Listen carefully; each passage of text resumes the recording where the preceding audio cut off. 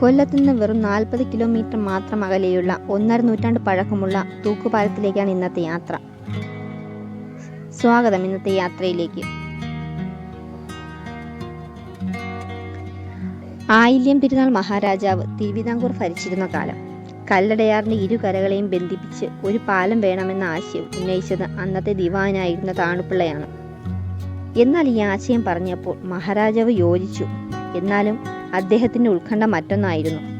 വന്യമൃഗങ്ങളുടെ വിഹാര കേന്ദ്രമായിരുന്ന മറുകരയിൽ നിന്നും മൃഗങ്ങൾ ഇപ്പുറത്തേക്ക് വന്ന് മനുഷ്യരെ ആക്രമിക്കുമോ എന്നതായിരുന്നു.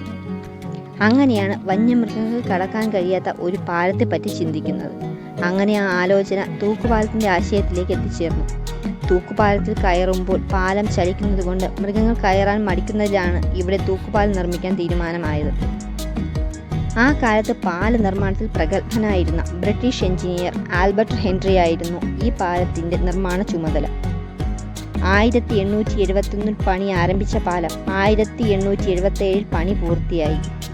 1877 ഓഗസ്റ്റ് 1 നാട് ഭരിച്ചിരുന്ന ആയില്യം തിരുനാൾ മഹാരാജാവ് ഉദ്ഘാടനം ചെയ്ത് പ്രജകൾക്ക് വിട്ടുകൊടുത്തത്.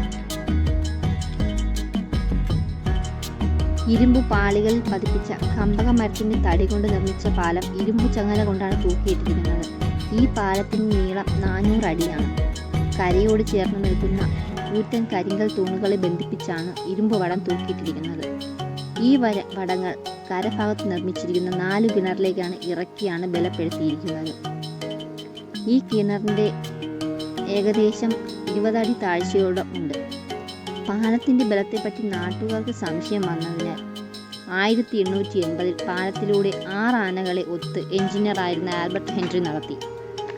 എന്നാൽ അതേ സമയം തന്നെ ഈ പാലത്തിന്റെ കീഴിൽ ഇദ്ദേഹവും കുടുംബവും ഒരു വള്ളത്തിൽ വന്നു നിന്നു. അത്രയ്ക്ക് വിശ്വാസമാണ് ഈ പാലത്തിൽ തനിക്കെന്ന് മനസ്സിലാക്കി കൊടുക്കുകയും ചെയ്തു. ഒരു കാലത്ത് ഈ പാലത്തിലൂടെ വാഹന ഗതാഗതം സാധ്യമായിരുന്നു. 1990 ഇത് പുരാവസ്തു ഏറ്റെടുത്തതിനു ശേഷം ഇതൊരു സംരക്ഷിത സ്മാരകമായാണ് നിലകൊള്ളുന്നത്.